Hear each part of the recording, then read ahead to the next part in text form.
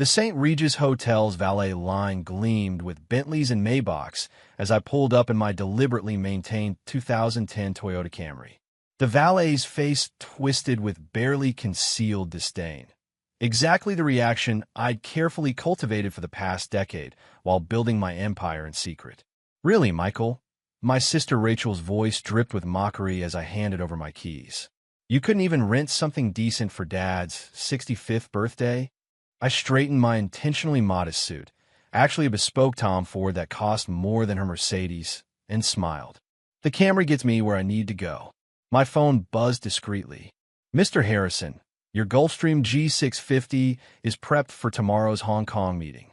Shall we inform the board about Atlas Aviation's acquisition of Morrison Airlines?" I glanced at my watch. 7:45 p.m. In 45 minutes, my family would discover that their struggling son who couldn't afford a new car had just acquired their airline company in a $3.8 billion deal. "Michael," my brother David's voice boomed across the lobby. "Still driving that trash heap? Though I suppose teaching high school doesn't leave much room for luxury."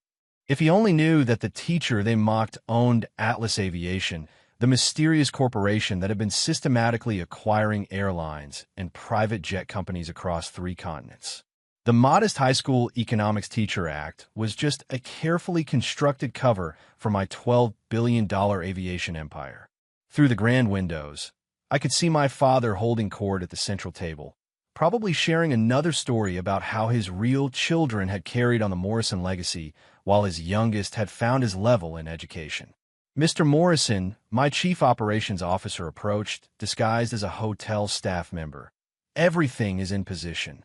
The announcement is prepared, and your jet is visible from the ballroom windows." I nodded, checking my watch again.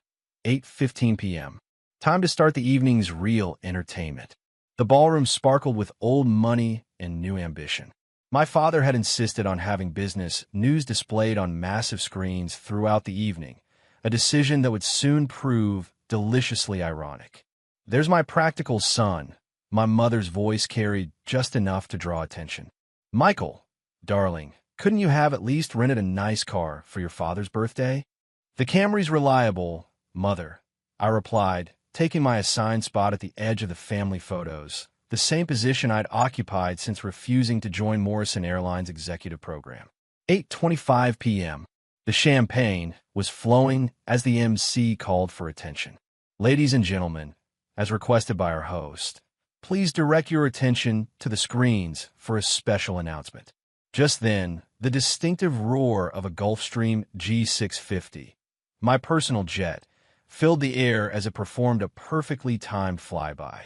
The ballroom's floor-to-ceiling windows offered an unobstructed view of the sleek aircraft, its Atlas Aviation logo gleaming in the evening light. My father raised his glass, expecting to see his airline's stock ticker. Instead, the breaking news banner flashed across every screen. "Breaking! Atlas Aviation acquires Morrison Airlines in $3.8 billion deal. Aviation giant reveals CEO identity. Wall Street stunned by Morrison takeover."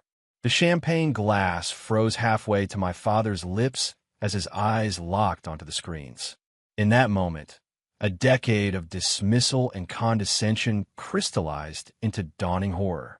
"Oh, and about that trash heap Camry," I said into the sudden silence, holding up my phone to show the Atlas Aviation app. "I think my fleet of private jets might be a bit more impressive." The ballroom fell into stunned silence as the screens continued to flash with headlines. "Michael Morrison, from high school teacher to aviation tycoon. Atlas Aviation's mysterious CEO revealed as Morrison Air." Morrison Airlines stock soars 180% on acquisition news. "This has to be some mistake," David stammered, his Rolex-adorned wrist trembling as he checked his phone. "Atlas Aviation is the company that's been revolutionizing private air travel. They're the ones who bought out your precious jet charter service last year." I finished smoothly. "Yes, that was me. Every flight you bragged about at family dinners, operated by my company. Those route optimization algorithms you mocked as teachers' math, they now power the largest private aviation network in the world. My security team, all disguised as hotel staff, moved into strategic positions around the room. The servers and valets transformed into executive protection, their earpieces now visible. For those just joining this revelation, I spoke into the microphone, my voice carrying the authority of someone who commanded billions. I'm Michael Morrison, founder and CEO of Atlas Aviation. You might know us from our revolutionary air taxi service, our supersonic jet development program, or perhaps from the fact that we now own Morrison Airlines.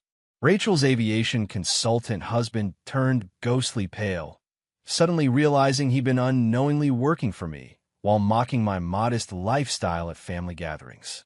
The flight patterns you drew in class. My father's voice cracked. All those times you were teaching aviation economics. We're actually managing global flight operations, I confirmed. Every time you mock my teaching career, I was building the most sophisticated aviation network in history. Amazing what you can accomplish when people think you're just grading papers. The screen's updated with more breaking news. Atlas Aviation reveals global reach. $12 billion empire built in secret. Wall Street scrambles as aviation's greatest mystery is solved. Michael Morrison, the billionaire who drove a Camry. My mother clutched her pearls, swaying slightly. But your small apartment near the school is actually the penthouse of a building I own, I explained, enjoying the cascade of realizations crossing their faces. Every time you pitted my humble living conditions, I was acquiring another airline. Those parent-teacher conferences you thought were so beneath you, I was often conducting multi-billion-dollar deals between classes. David pushed forward, his usual arrogance replaced by desperate calculation. The new flight booking platform, the revolutionary system, is mine, I finished. Every innovation you praised in board meetings came from my team. Though I should thank you, your constant condescension made it incredibly easy to operate unnoticed. My father found his voice again, though it trembled with barely contained rage. The aviation industry will never accept. They already have. I cut him off, nodding to my CFO, who had been posing as a wine steward. She distributed tablets showing Atlas Aviation's complete market dominance. You see, Dad, while you were busy teaching David and Rachel how to run a real business, I was learning something far more valuable, how to build an empire from the ground up. Every time you mocked my Camry, I was acquiring another fleet of jets. Every time you dismissed my career as just teaching, I was revolutionizing global aviation. The reporters who had come to cover a simple birthday party were now scrambling for positions, their cameras trained on the family drama unfolding before them. But why? My father struggled to form the question, his birthday cake untouched before him. Why reveal everything now? I pulled out my Atlas Aviation key card, the one that granted access to over 500 private jets worldwide. Because timing is everything in aviation, isn't it, Dad?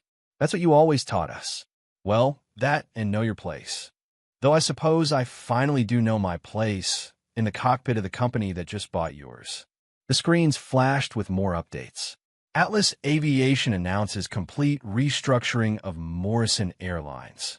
Michael Morrison's net worth soars to $12.3 billion.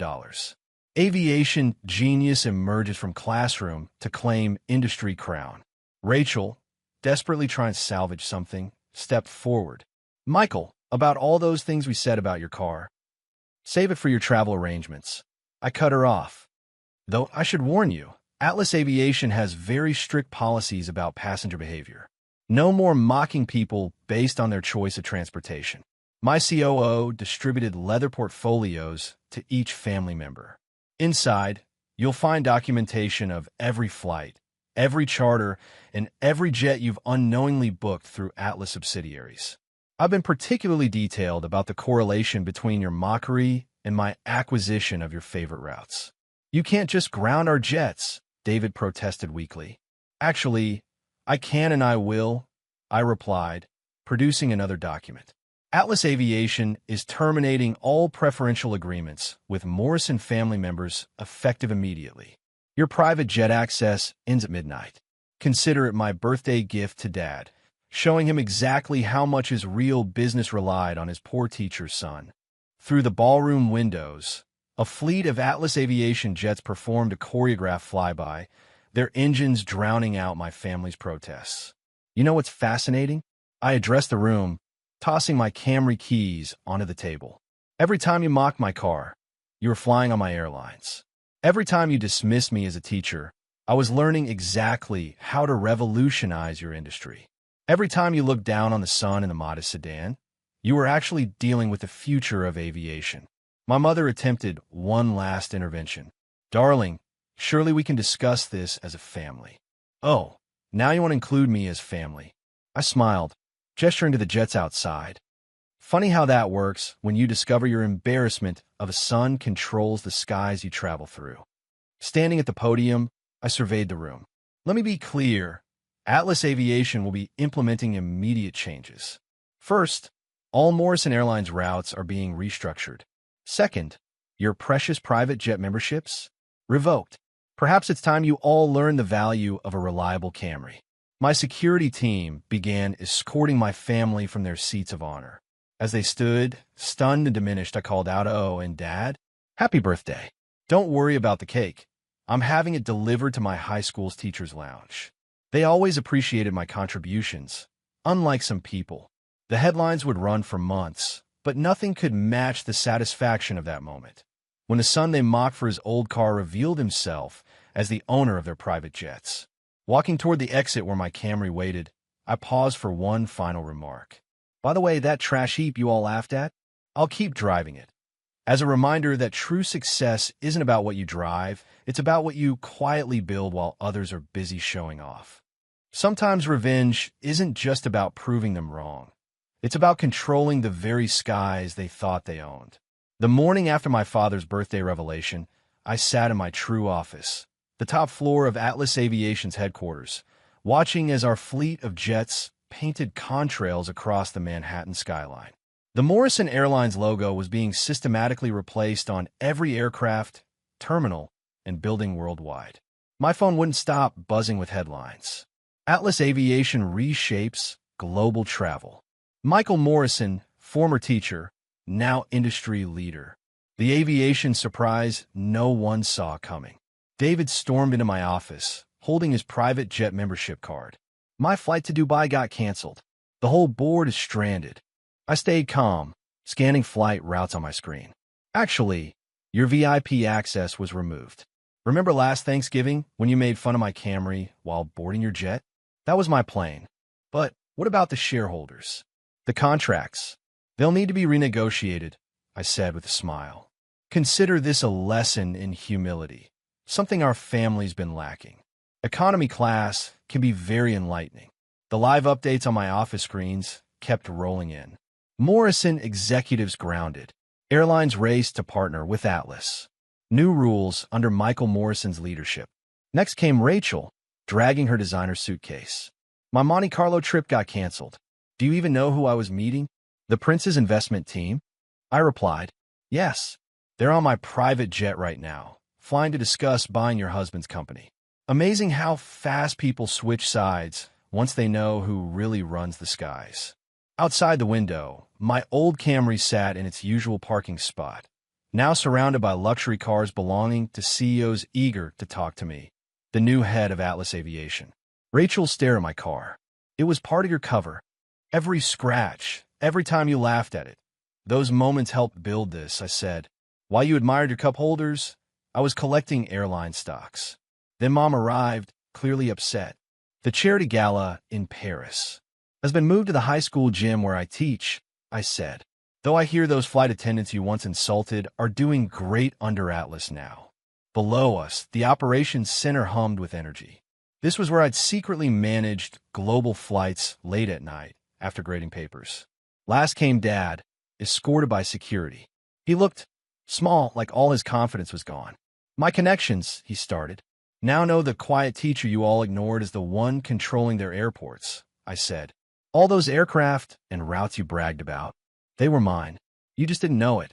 I showed him the Atlas network on my screens. "Each of these routes? An airline I bought while you mocked my Camry. That same Camry helped pay for the jet I used to meet investors, while you thought I was at school meetings. You're destroying everything I built, he whispered. No, Dad. I'm building everything you wouldn't. A company based on real results, not appearances. I stood and adjusted the CEO badge I used to hide in my school bag. Now if you need a ride, try the bus. You said my Camry was only slightly better than one. Maybe now you'll appreciate it. Security footage showed David heading for his canceled flight, Rachel trying to rebook her charter, and Dad facing the company board alone. Oh, and Dad, I called after him. That Camry you mocked? Its ownership papers are worth more than your airline now. Funny how things change. Just then my phone buzzed again. Atlas Aviation introduces supersonic travel. Michael Morrison plans to make private jets affordable. Former teacher reshapes the skies. There was a knock. Mr. Thompson, my old school principal, walked in smiling. Quite a night, he said. The students can't believe their teacher owns half the world's jets. Good, I said, showing him a new hologram. We're launching the school's aviation program. Flight simulators, scholarships, direct hiring. Let's teach kids it's not about what car you drive. It's about what you build. More headlines appeared. Atlas to invest $500 million in education. Old Morrison jets become training tools. Empire supports future innovators. From the lobby, Rachel's voice rose. What do you mean my cards are frozen? I laughed softly. Another economics lesson. While they mocked my Camry, I bought their credit card companies too. The media had gathered around my Camry now, trying to photograph the car that had hidden a billion-dollar company. Your dad's birthday cake was delivered to the teacher's lounge, Mr. Thompson added. Perfect, I replied. While my family laughed at me, those teachers supported me. They deserve the celebration. Another alert buzzed in. Breaking. Atlas buys global credit services. Morrison credit lines frozen. Michael Morrison, from Camry to Powerhouse. I picked up my old teacher's briefcase, now worth more than my family's net worth, and walked toward the door. Time for class, Mr. Thompson. Today's topic? How a teacher driving a Camry built an empire. As I drove back to school in that same car, I passed my family's grounded jets. I smiled. Proving them wrong was satisfying, but teaching the next generation how was the real win. In the school parking lot, my Camry fit right in with the other simple cars. And just like that, the teacher who once hid in plain sight was ready to teach his most powerful lesson yet.